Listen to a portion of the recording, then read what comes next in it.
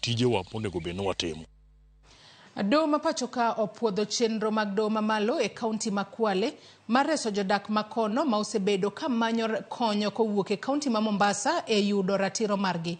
Doho olero ni buche duto machocho ratich oganda ibiro winji e doho no kendo neno ni jodak makono oyudo ratiro margi mapiyo piyo.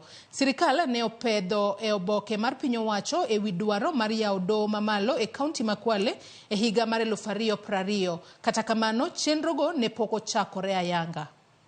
One day I was having a word with the OCS from Kinango, and he was telling me that wakipata murder plea, just the thought of traversing from all the way from Kinango, wapite hizo barabara waende mpaka Samburu, watoke warudi, waende wakuje mpaka hiyo barabara Samburu all the way Mariakani mpaka Mombasa, it's laborious.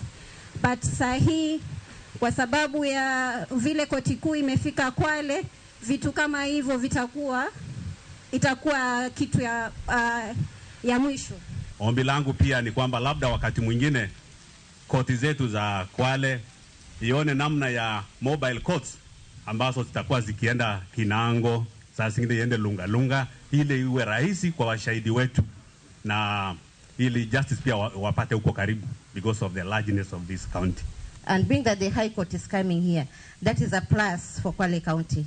Ni kwamba wale wananchi ambao wako na murder cases will be able to access justice karibu na wao. All courts must be there in the presence in the 47 counties. And so even this is belated, but we are happy that we are here and that we'll begin work. What sort of work does the High Court do?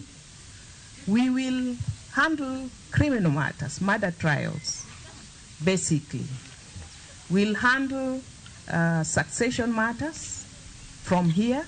The registries will be open from today. Jokanyo magore golo paro